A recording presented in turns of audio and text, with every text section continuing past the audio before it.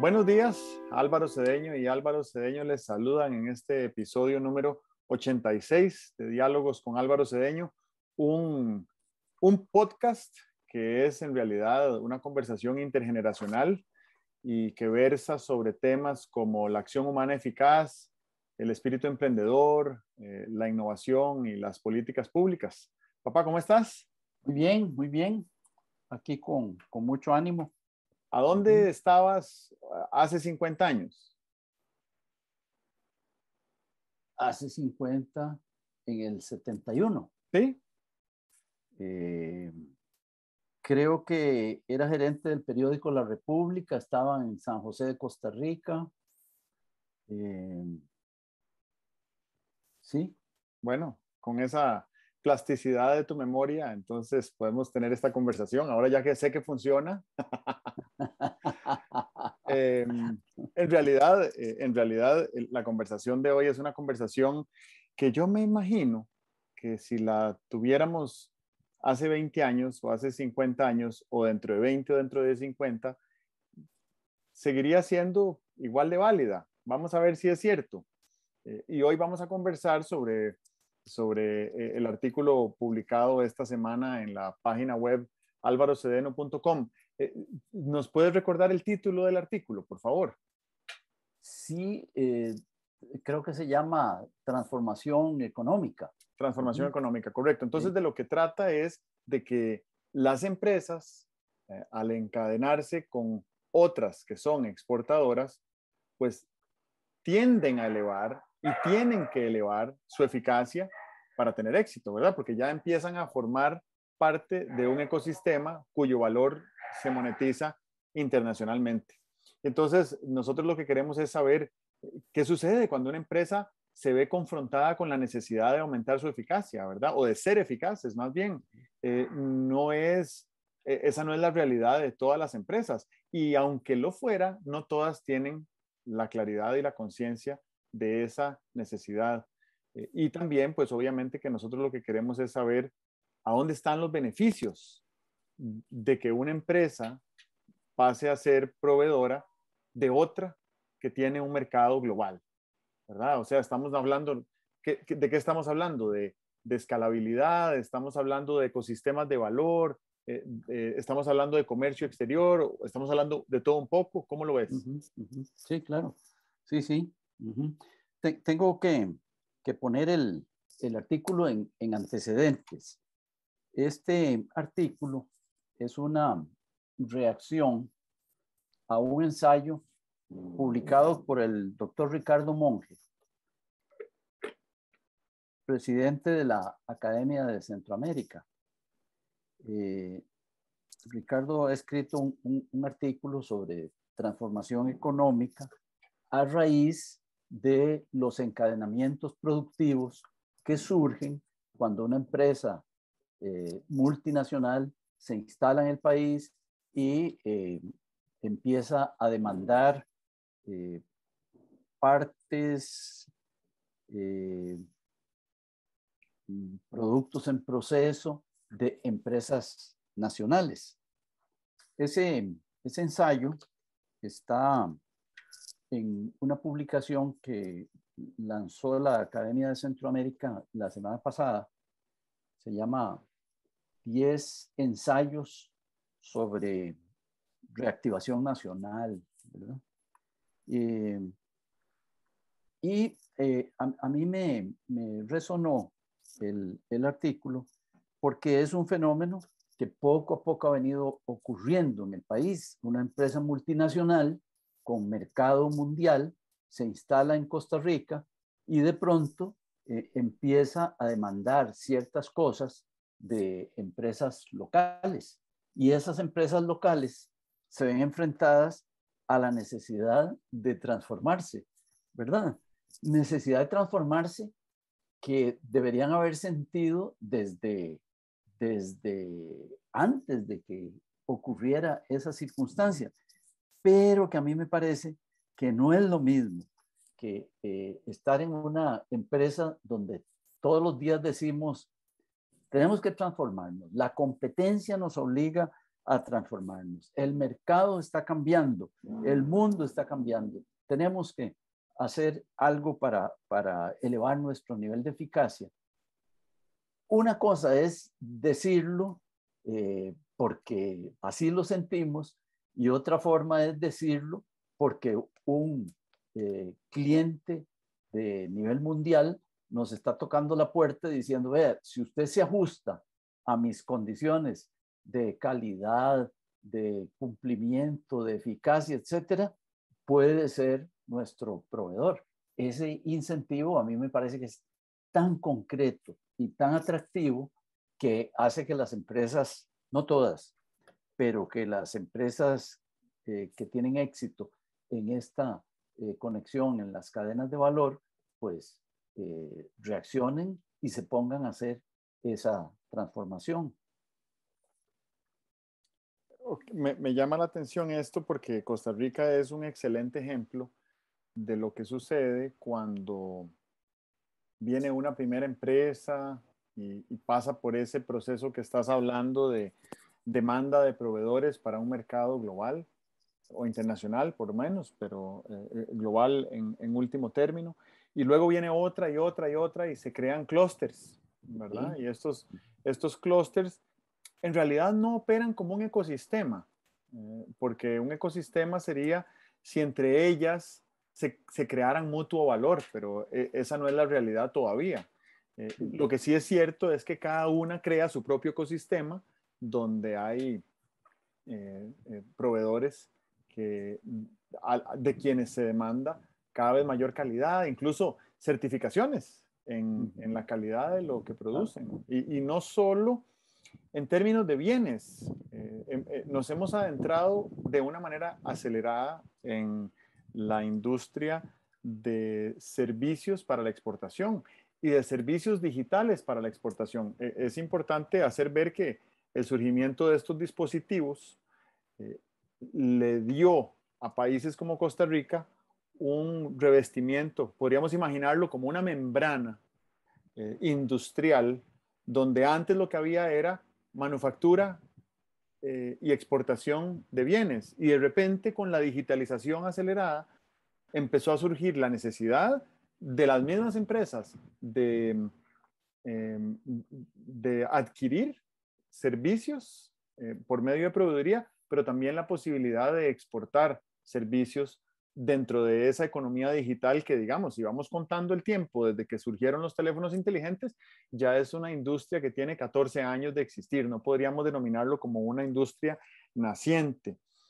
Entonces, el recorrido que ha tenido Costa Rica los últimos 30 años, creo que es una buena cifra como para manejar, nos deja claro el éxito del camino recorrido.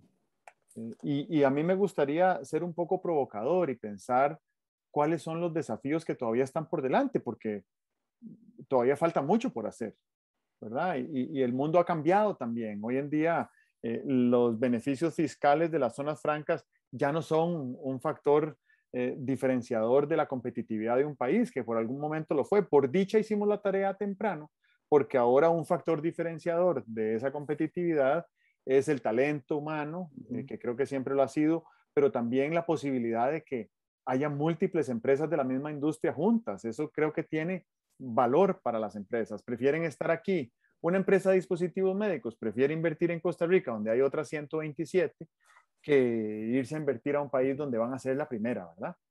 Sí, claro.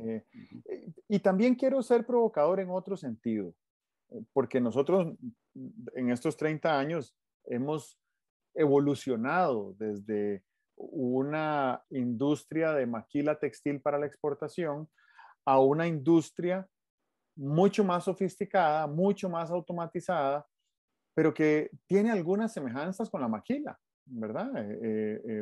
Una planta de Intel donde hay unos robots que ensamblan microprocesadores bajo supervisión de un técnico experto y especializado para asegurarse que la máquina se desempeñe bien, pues viene siendo como un nivel superior de lo que es la maquila. Y esto lo menciono porque deberíamos de tener claro cuál es el norte de lo que querríamos como país desde el punto de vista de la industrialización de nuestros ecosistemas de valor para la exportación, y es poder romper el techo del registro de patentes de invención, de manera tal que el máximo valor económico del el ingenio costarricense que ya está siendo empleado por miles de personas en estas empresas transnacionales se quede en el país. Y esto es algo que creo que nosotros tenemos que buscar la manera de resolverlo. Yo no sé si la inercia orgánica que tiene este sistema y esta industria nos va a llevar allá, no lo sé. Y creo que esto lo dejo planteado como pregunta. Pero creo que si hay algo intencional que debiéramos hacer para que esto suceda más rápido o para que sea más efectivo en lograr registrar patentes de invención en el país y que ese valor económico predominantemente se quede en suelo costarricense, en cuentas bancarias costarricenses, creo que eso es algo que también deberíamos de valorar, ¿verdad? Bueno, eso es bien interesante, porque me parece que la relación que existe entre un proveedor costarricense y una firma multinacional tiene un potencial de crecimiento, ¿verdad? La firma local podría ser proveedora de, de unos insumos por los siglos de los siglos, o podría tener una unidad de innovación que fuera propositiva y que yo supongo que, digamos, cuando, cuando una empresa local le vende empaques a una empresa de medical supplies, ¿verdad? De artículos médicos, podría simplemente seguirle vendiendo ese empaque que la empresa exportadora necesita, o podría estar permanentemente tratando de innovar en el empaque, ¿verdad? No va a innovar en el producto de uso médico, pero sí podría innovar en el empaque. Y eso creo que le daría a la empresa local una dimensión adicional. Ya no sería simplemente una empresa proveedora, sino que sería una empresa innovadora que pudiera llegar a producir una, eh, unos empaques novedosos en los cuales la empresa cliente no estaba pensando porque no es su línea principal, pero para la empresa proveedora sí es su línea principal. Ok, sé que hay un ruido externo ahí, yo te escucho igual de bien, entonces si te distrae a ti, podemos hacer algo al respecto, pero en nuestra conversación creo que no se alteró en nada No, tu argumento. ok, no está incidiendo. No, No, yo sé que está ahí porque lo escucho muy levemente en el trasfondo, pero estoy ajá. seguro que a ti te está perturbando. Ok, no me perturba, lo que me perturba es la preocupación de que se esté estropeando la grabación. No, yo creo que Ok, seguimos adelante, pero no sé si terminaste tu argumento. sí, lo Ok. terminé. Ujú. Vieras que siguiendo en la línea de lo que estás diciendo, me parece que hoy en día las nuevas empresas que están naciendo en todo el mundo tienen por vocación nacer digitales y nacer globales. Entonces, para las empresas proveedoras de servicios, es un desafío adicional ver cómo se adaptan a este entorno moderno actual, porque la competencia que está surgiendo ya es digital y ya es global, ¿verdad? Entonces, tienen la tarea de transformarse. No quiero decir solo transformarse digitalmente, tienen que transformarse también respecto al ámbito de acción y al volumen del mercado. Cuando empezamos a hablar de China hace 20 años, decíamos que era un mercado de 1.300 millones de personas y tal, pero más impresionante que el mercado chino de 1.300 millones de personas es un mercado digital actual de 4.000 millones de usuarios frecuentes de Internet, ¿verdad? Y si lo que tienes es un servicio digital fácilmente consumible que mucha gente necesita, por decir algo que hemos conversado por años ya en otros contextos, pero que poco a poco nos vamos acercando a esto, la necesidad que existe de realmente activar en las personas su espíritu emprendedor, que entren en contacto con su espíritu emprendedor. Si uno logra eh, eh, tener un pequeño servicio que dispare en la gente la curiosidad de entrar en contacto con ese espíritu emprendedor, pues probablemente vas a tener un mercado muy amplio que consuma un producto a bajísimo costo, que sea muy útil y que pues te genere a ti una oportunidad también de desarrollar tu propio emprendimiento. Entonces eso creo que es muy interesante y así como esa hay otras, ¿verdad? Una pequeña escuelita para aprender inglés o para aprender las 100 frases básicas que necesitas saber en inglés, cosas de este tipo. Ya una empresa como esa nace digital y por nacer digital nace global, ¿verdad? Hay algo bien interesante y es que estos mercados lo que están demandando es innovación. Y la innovación, a mí me parece que no puede surgir a menos que haya algún contacto con matemáticas, tecnología, ingeniería, etcétera. Bueno, hasta arte, ¿verdad? Uh-huh. Entonces, yo siento que la empresa local no ha tenido una gran inclinación a pensar en la función de innovación, pues porque depende si haces unos productos muy sencillos, no es tan visible la necesidad de innovación. Pero si ya estás trabajando con unos productos que son parte de una cadena de valor mundial, vale la pena invertir en innovación y vale la pena entonces invertir también en contratar personas que tengan esa formación tecnológica, ingenieril, matemática, no porque esa sea la única fuente de innovación, pero sí me parece que es un ingrediente muy importante de las innovaciones. O sea que ahí viene el tema de quién va adelante, si los bueyes o la carreta, porque una empresa no va a contratar ingenieros a no ser que ya le resulte importante. Pero en materia de innovación, y si estás apuntando a esta cosa tan interesante que mencionabas, de cómo ir gestionando líneas de negocios que desemboquen en patentes, pues eso no lo puedes hacer a no ser que tengas personas con destrezas en investigación, en pensamiento cuantitativo, en pensamiento científico. Y no vas a esperar a contratar a esas personas cuando ya tengas el proyecto. Hay que contratarlas antes y esperar que de ahí surjan proyectos. Claro, imagínate que tuviéramos una empresa y que nos estuviéramos planteando si vale la pena empezar por contratar estas personas que representan una probabilidad de innovación y de patentes. ¿Cómo lo haríamos, verdad? Una de las cosas de las que se habla hoy mucho es de que en el país tenemos unas inflexibilidades laborales debidas precisamente a las formas de contratación. Bueno, ahí lo que uno podría pensar es en tercerización de la innovación.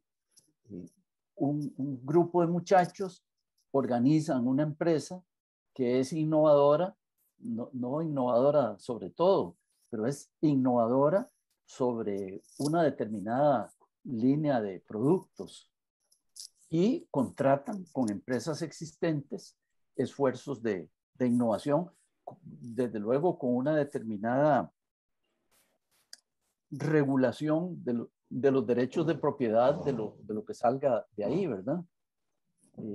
Yo creo que es yo no he visto una empresa que se dedica a la innovación, tiene personal de planta y lo que hace es contratar con empresas existentes esfuerzos de innovación, pero es una la que he visto, ¿verdad? Eh, Debería ser un espacio muy atractivo para, para jóvenes graduados en ramos de lo que llaman STEAM, ¿verdad? De tecnología, matemáticas, ingeniería, etcétera, ¿verdad? Uh-huh. Justo iba a Arte, mencionar. arte también, Ok. ¿verdad? Es importante poner a un ingeniero, a un ingeniero informático a conversar con un artista, ¿verdad? Si alguien me pregunta, ¿qué cree usted que salga de ahí? No tengo idea, pero me parece que no estarían perdiendo el tiempo si los dos son bien formados y tienen una metodología que les sirva para producir sinergias, porque no es cosa de ponerlos a tomar café todos los días a ver qué inventan. Hay metodologías, tú y yo las conocemos, metodologías específicas para producir sinergia en los encuentros entre personas que tienen distintas formaciones. Bueno, exactamente a eso me iba a referir, porque empezaste a vincular la innovación con estas carreras que son ciencia, tecnología, investigación. Ahora se usa la R de research también, ¿verdad? Ingeniería, arte, matemática y diseño. Entonces el acrónimo ahora en inglés es STREAM. Y entonces me puse a pensar que la innovación se enseña, ¿verdad? La innovación, uno puede intencionalmente capacitar a las personas para que sean más proclives o para que cuenten con algunas técnicas metodológicas para la innovación, como también la hay para el emprendimiento, como también la hay para el diseño. Y creo que a donde esto nos lleva es a pensar cómo debería de ser una cultura en una organización para que para que tenga inclinación hacia la innovación, el diseño y el emprendimiento. Y al respecto, estaba pensando en un libro fantástico que se llama Creativity Inc., que viene siendo como Creatividad, Sociedad Anónima, escrito por Ed Catmull, que es uno de los cofundadores de Pixar, que es esta empresa de dibujos animados que después compró, en la cual invirtió Steve Jobs y que después compró Disney, pero en realidad el valor de Pixar ya era tanto más grande que el de Disney, que Disney pagó muchísimo dinero para asumir Pixar, pero mantener la marca de Disney. Entonces es una historia preciosa y el libro de lo que trata es de cómo desde que nació la empresa hace 40 años, los cofundadores decidieron que la cultura organizacional de la empresa tenía que ser la creatividad. Eso implicaba costos, implicaba riesgos, implicaba incertidumbre, implicaba una dinámica no necesariamente cómoda, confortable para los participantes de la empresa, pero pues obviamente que hoy en día ese libro, viniendo de donde viene, con la experiencia que tuvo Ed Catmull en Pixar, es muy sólida como documento de que es posible y cómo hacerlo, porque además está escrito paso por paso cómo convertir a una organización en una cultura de la creatividad.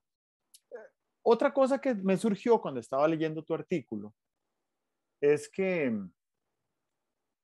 pues, estamos en la cuarta revolución industrial y si uno piensa que la conectividad de 5G es la quinta, pues nos obliga a pensar cuál será la sexta. Y hay quienes creen que la sexta es esta singularidad de la que habla Peter Diamandis, de la vinculación estrecha entre la tecnología y la biología. Para que eso suceda, vamos a necesitar un tipo de innovación muy particular, que es la innovación para la vida, o sea, la bioinnovación.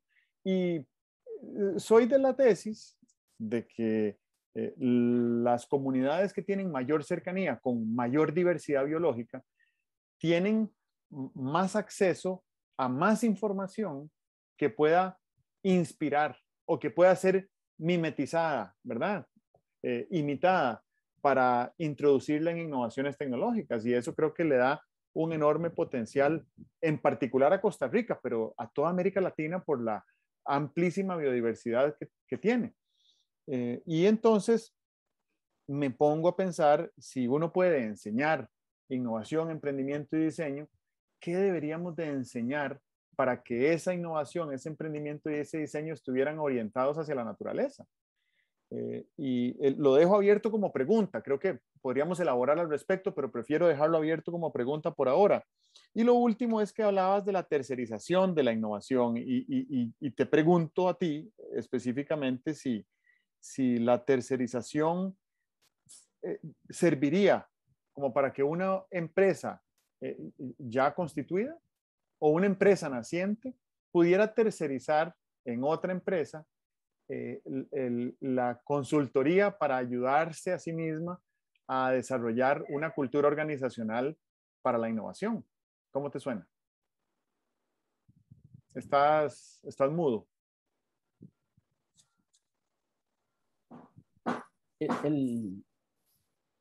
La innovación es más que la creatividad, ¿verdad? La innovación es creatividad que tiene sentido, ¿verdad? Que tiene sentido porque se puede convertir en productos, en sustitución de productos, etcétera. Puede entrar a un mercado establecido. Eso, la creatividad, desde luego, que se puede impulsar, se puede estimular. La innovación necesita una inmersión en la realidad de la empresa, en el modelo de negocio de la empresa, ¿verdad? No hay innovación empresarial si no es a partir de lo que la empresa piense hacer con sus productos y en sus mercados, ¿verdad?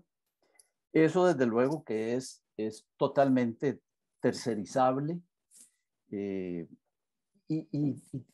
tiene una característica muy, muy interesante, y es que pequeños insumos sobre el tema de creatividad o sobre el tema de innovación podrían tener en personas que estén interesadas en la empresa grandes resultados, ¿verdad? Porque no es el externo el que va a venir a hacer el trabajo de innovación.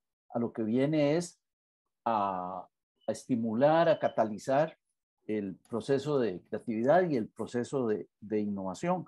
Y eso, desde luego, que el efecto que tiene es poner un insumo dentro de una realidad, dentro de una dinámica que es la que viven las personas en la empresa, y que quienes finalmente terminan haciendo o obteniendo el producto innovador son los que están dentro de la empresa con el conocimiento de esa realidad que tienen, ¿verdad?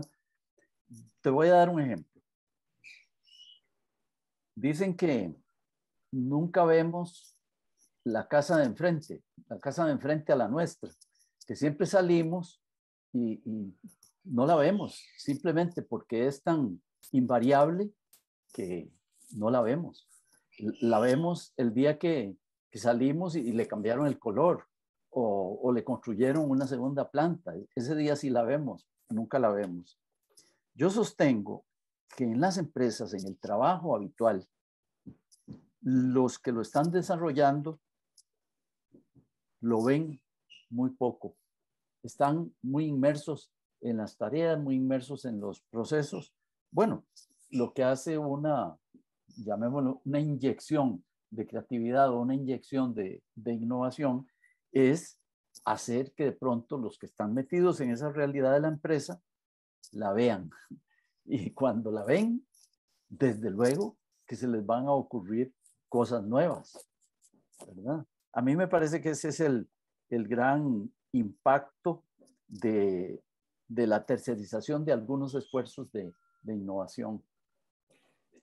Bueno, entonces me pregunto, escuchándote hablar, ¿por qué no todas las empresas están invirtiendo fuertemente en transformarse en culturas organizacionales de la innovación, para la innovación o para la creatividad?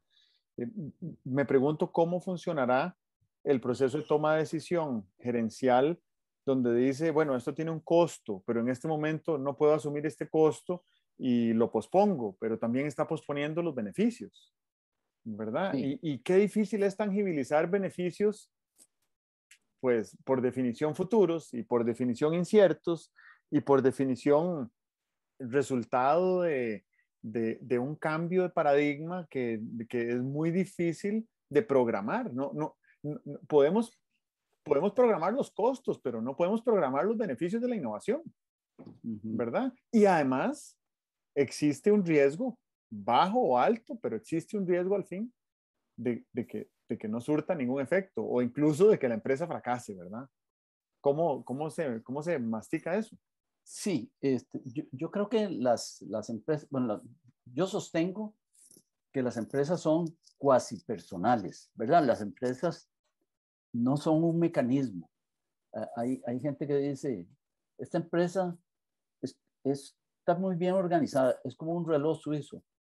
Si yo no quisiera empresas que fueran como un reloj suizo, porque siempre estarían dando la misma hora y el tiempo está pasando y hay que irse adaptando.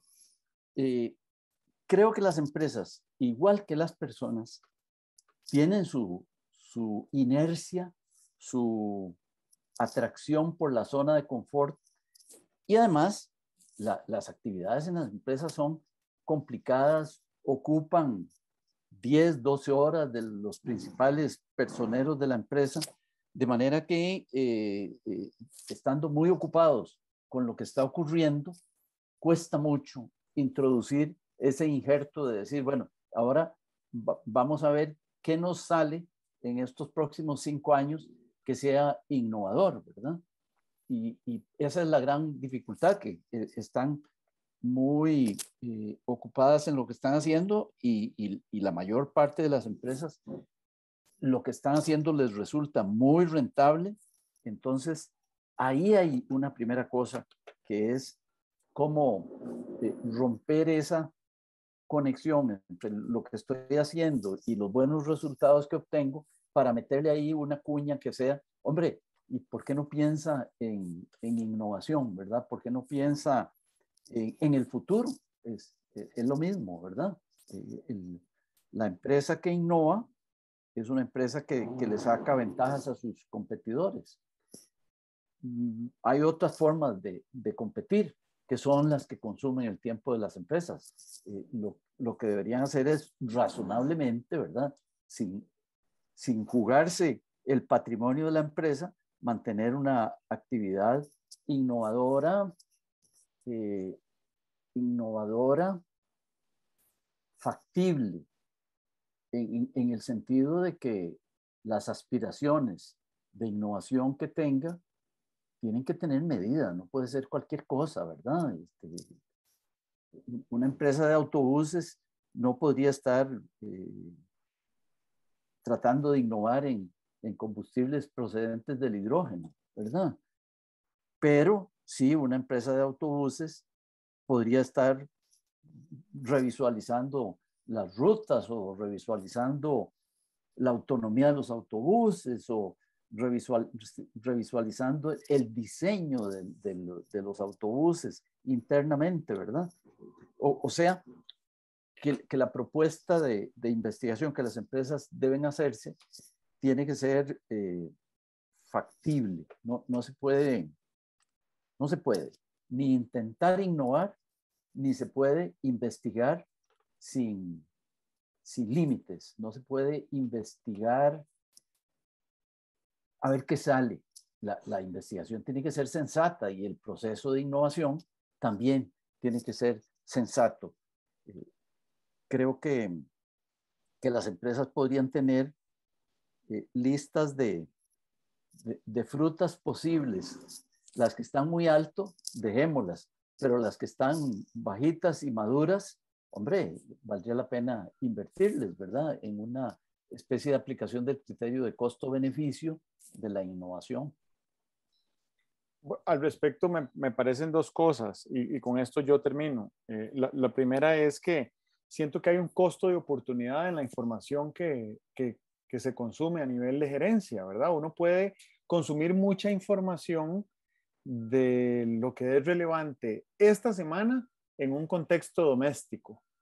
O uno puede consumir información, bueno, entonces esa información, el costo de oportunidad que tiene es el consumo de otra información que no estaríamos consumiendo sobre tendencias globales a futuro, ¿verdad? Digitales, tecnológicas, biológicas, climáticas, qué sé yo. Entonces eso creo que es importante porque si uno sigue la máxima de que eres lo que comes, pues eso aplica también para información, ¿verdad? Eres la información que consumes. Y lo otro es que de esto último que decías, el diseño también requiere constreñimientos. Uno no puede diseñar en el vacío. ¿Verdad? Uno tiene que tener un marco de referencia dentro del cual quiere diseñar algo nuevo que ojalá sea innovador. ¿De qué serviría si nos pusiéramos a pensar en innovar un vehículo de transporte y que termine siendo unipersonal, que termine siendo de combustión interna de energías fósiles y que termine siendo muy ineficiente en cuánta masa tiene que desplazar para mover a una sola persona, ¿verdad?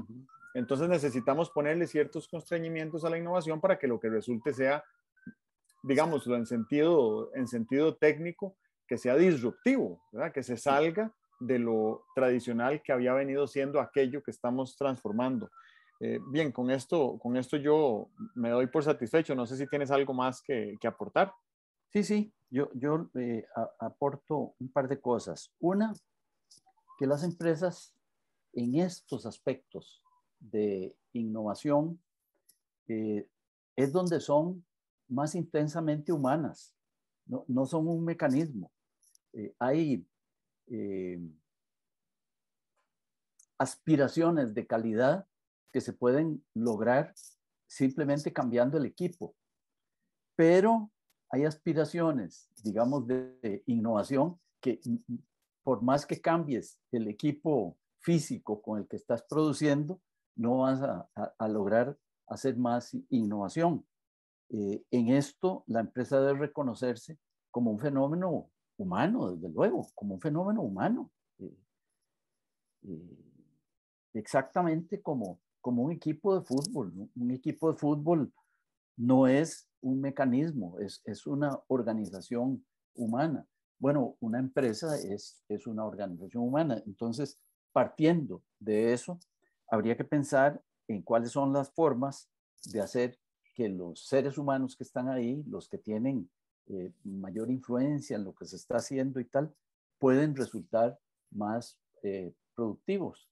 Y eso es totalmente posible, ¿verdad? Claro, no se trata de aumentar la velocidad ni de cosas que son muy mecánicas, ¿verdad? Estoy recordando una famosa eh, narración que había, creo que era en Busca de la Excelencia, aquel libro famoso de hace unos 40 años, donde hablaban, y yo no recuerdo si en IBM o en Dana, una empresa productora de cosméticos, habían creado lo que llamaban The Hell Week, la semana de, la semana de darle tequio a todo el mundo, ¿verdad? La semana de sacudirnos, ¿verdad? The Hell Week. ¿Y de qué se trata? Le decían a las gentes. Bueno, de lo que se trata es de que durante esa semana vamos a hacer preguntas, vamos a criticar cosas, vamos a intentar ver las cosas desde otra perspectiva.